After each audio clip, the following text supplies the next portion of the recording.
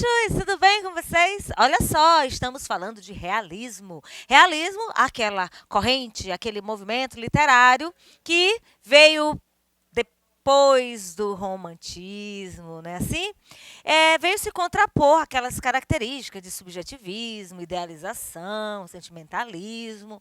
Mas nós temos também um cenário, né? Nós temos o quê? As teorias científicas lá da Europa de Augusto Comte, positivismo, né? Tudo deve ser provado, né? Se não, você não ver, se você não tocar, se você não experimentar, não é real. Então, não tem sentido nenhum. Então, era mais ou menos assim que o positivismo trazia para aquela sociedade a sua proposta. Temos também ainda o determinismo de Taine, que dizia que o comportamento do homem era determinado pelo meio, né?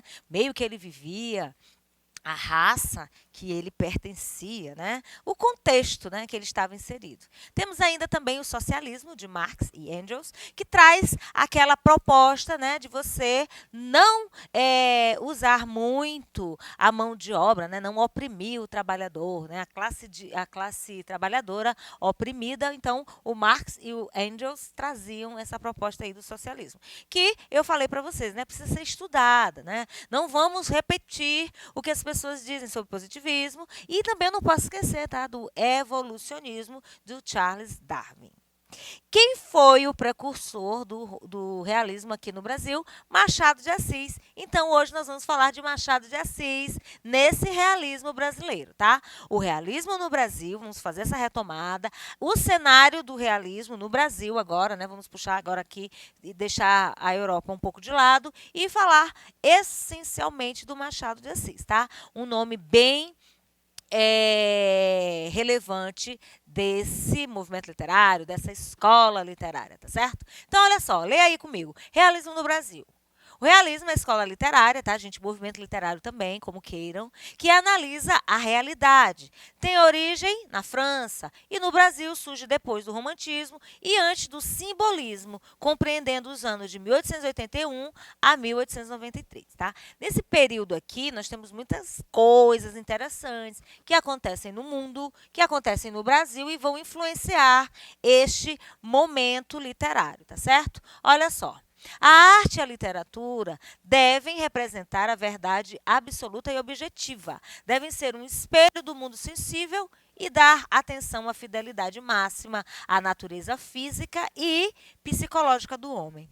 Turma, quando eu falo de verdade absoluta, eu estou me remetendo ao positivismo de Augusto Comte, certo? Quando eu falo de espelho do mundo sensível, eu estou procurando trazer uma verossimilhança, o mais próximo da realidade possível. E ainda, natureza física e psicológica do homem, tá? Então, ciência pura.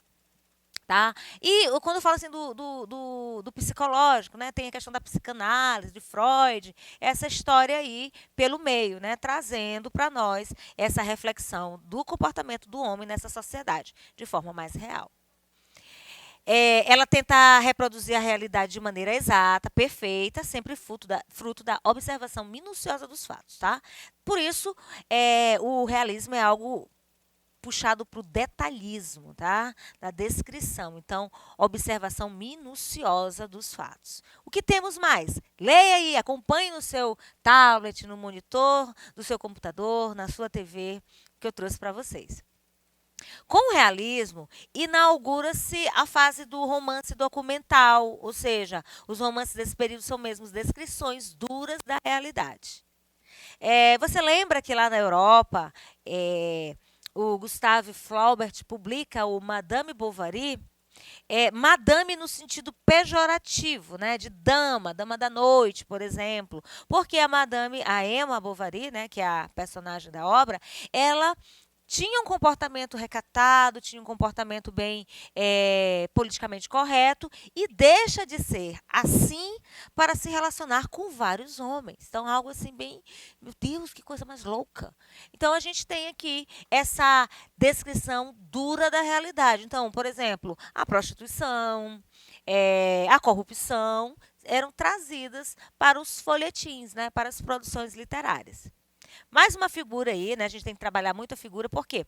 Porque lá na França, os pintores, né, iniciado com Gustave Courbet, traz para as telas, né, essa ideia realista. Então, a gente traz muita pintura aí para você. Essa daí, quando o realismo surge no Brasil, em 1881, o país passava pelo processo de abolicionismo, tá? O movimento que tinha surgido na Europa e promoveu o fim da escravidão brasileira em 1888. Então, gente, uma característica, né, um cenário brasileiro do realismo é o abolicionismo. Mas nas obras realistas, a gente não encontra muita coisa voltada para esse tema. Nós encontramos lá na terceira fase do romantismo, né? Castro Alves, que é conhecido como poeta dos escravos. Então, eu posso dizer que quando o Castro Alves denuncia a escravidão nas suas poesias, ele já está caminhando por uma vertente mais realista. Ele está trazendo um problema social, apresentando nas suas produções. Né? Então, eu já posso dizer que nessa obra, Navio Negreiro, por exemplo, eu já tenho algo prenunciando este realismo, certo? Prenunciando por quê? Porque o autor se preocupa com a causa. E aqui a gente não vai ver muito no realismo esse momento abolicionista apresentado em obras, tá certo?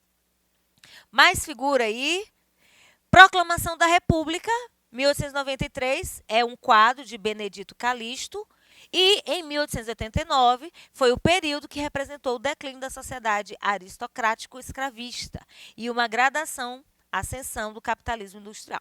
Então a gente tem também, gente, a Revolução Industrial aqui no Brasil e em 1889 no caso, Proclamação da República. Então, 1888, nós temos a abolição da escravatura. 1889, Proclamação da República, declínio da monarquia, que já entrava em crise aí no início do realismo, né? Nós já falamos disso em aula anterior, tá bom? Esse assunto você pode aprofundar nas aulas de história e também pode pesquisar, pode conversar com seu professor aí na sua escola nas aulas remotas, ok? Aí a gente avança por aqui. A Revolução Industrial promoveu transformações profundas em todos os aspectos da vida na Europa. O realismo surgiu como uma estética cujo objetivo era analisar e criticar essa nova sociedade sem o subjetivismo e a emoção que haviam caracterizado o romantismo. Então, basicamente, o realismo vem se contrapor ao romantismo. Em tudo que o romantismo defendia, o realismo vinha se contrapor, tá certo? Então, aqui a gente traz aqui esse cenário, é importante o contexto histórico, ele vai influenciar na formação da produção literária em todas as épocas. Todas as épocas é importante. Lembram lá da Idade Média, o trovadorismo, as novelas de cavalaria? Vocês lembram dos trovadores? Por que as músicas eram apresentadas nos palácios? Então, tudo tem um porquê. E o contexto histórico está marcante em todos os movimentos literários que se tem notícia. Ainda mais, né, com o efeito da Revolução Industrial, surge a civilização industrial, as massas trabalhadoras e os sindicatos. Movimento que luta por uma retratação do mundo mais objetiva, menos fantasiosa, com uma visão e interpretação racional. Então, esse movimento aqui é o realismo. Essa parte aqui de cima, quando a gente diz assim, surge uma civilização industrial, no caso, as pessoas envolvidas nesse processo de trabalhar na indústria, pessoa que vai vender a sua mão de obra aos proprietários de indústrias, tá? As massas trabalhadoras. E aqui os sindicatos surgem para defender esses trabalhadores, tá? Isso é histórico. Então, quando você ouve falar de um sindicato, não é de hoje, não é de agora, né? Tem um porquê. Por quê? Porque nessa época aqui, na Revolução Industrial, lembrando que nós estamos aqui na segunda fase da Revolução Industrial, as pessoas, né, os assalariados, a classe trabalhadora chamada de proletariado, era explorada. Então, o sindicato nasceu com um fim, ajudar essas pessoas, né, representá-las judicialmente, inclusive, para defender e garantir os seus direitos, né, direitos de trabalhadores. Olha assim, o cenário aqui de uma fábrica, é uma usina, chamada Usina Beltrão, uma fábrica Tacaruna, fica em Recife. Então, se você for a Recife, você vai ver ainda essa relíquia, né? Ela foi inaugurada em 1895 e foi a primeira refinaria do Brasil e da América do Sul.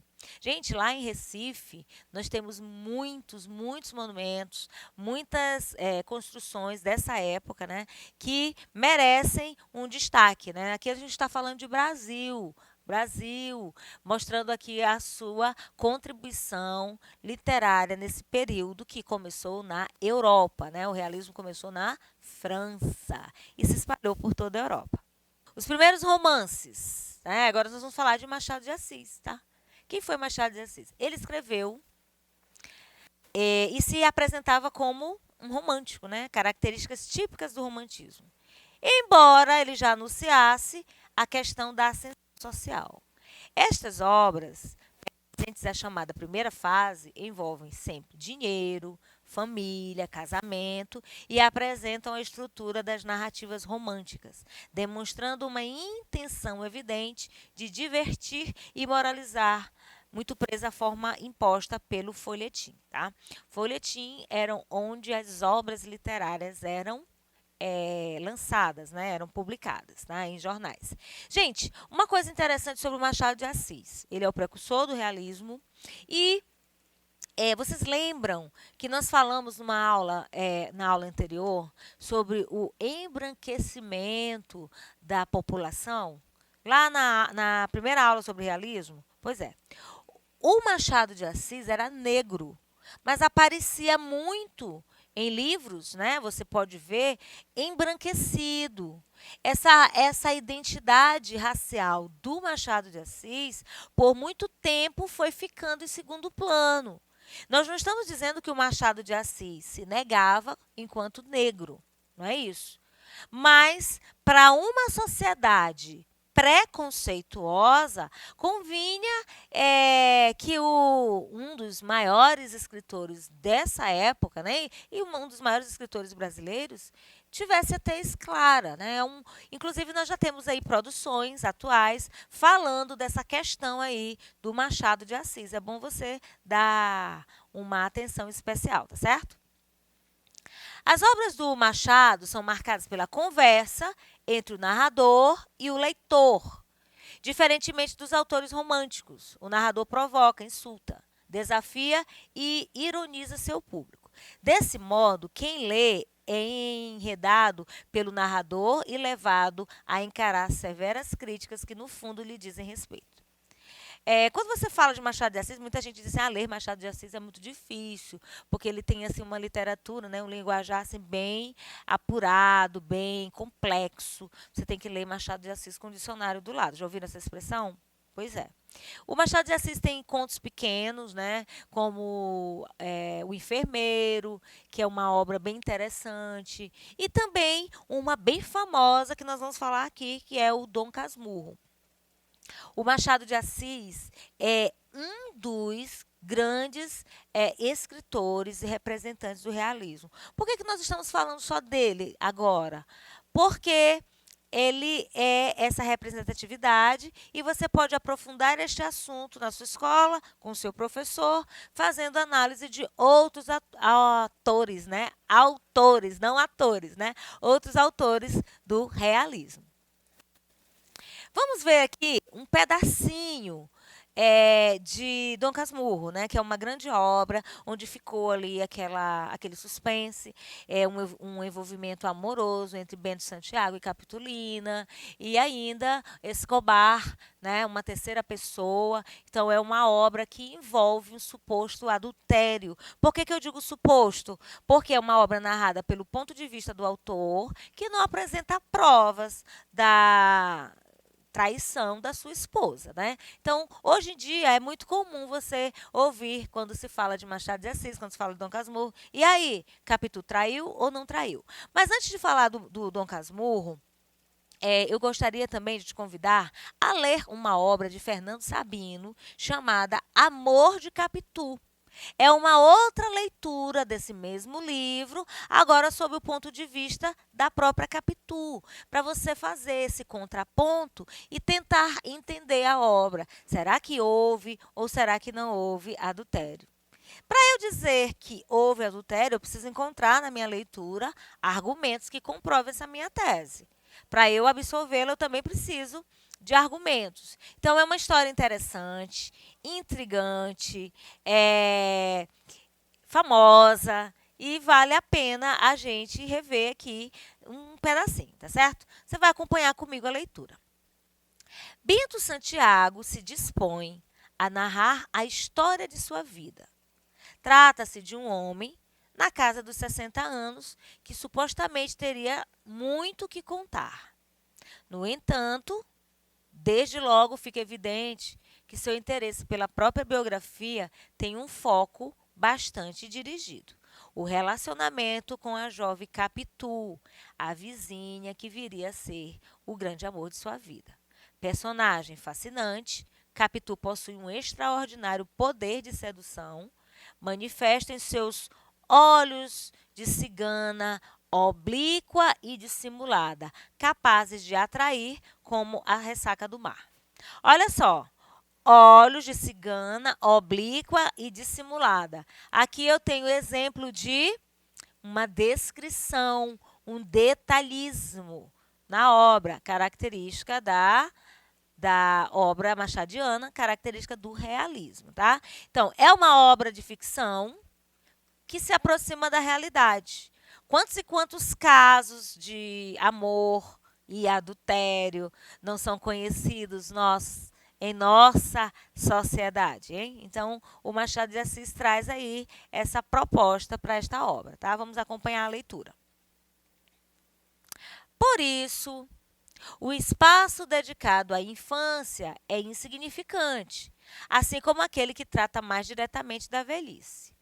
Os marcos temporais da narrativa e o âmbito de interesse do autor são limitados pelo período que vai da adolescência, quando tem início seu relacionamento amoroso, até a idade adulta, marcada pela suposta traição da amada. Tá? Então, aqui essa análise aqui do Dom Casmurro, ele fala da suposta traição.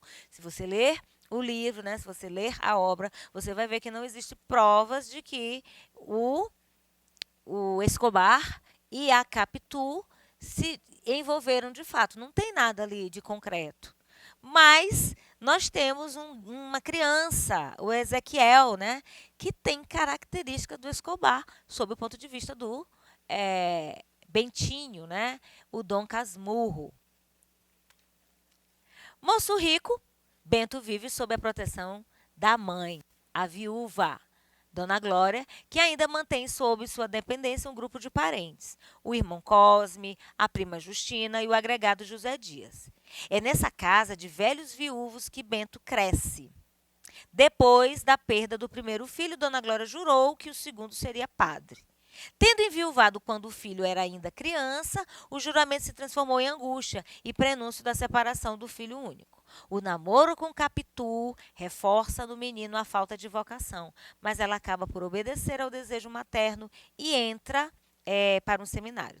Então o Bentinho apaixona-se pela Capitu, mas resolve aí obedecer à mãe.